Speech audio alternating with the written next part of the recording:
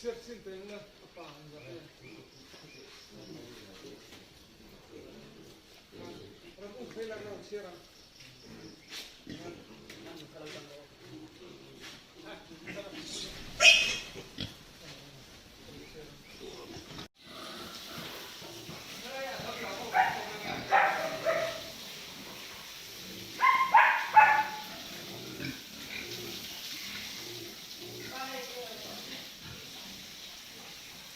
Hmm.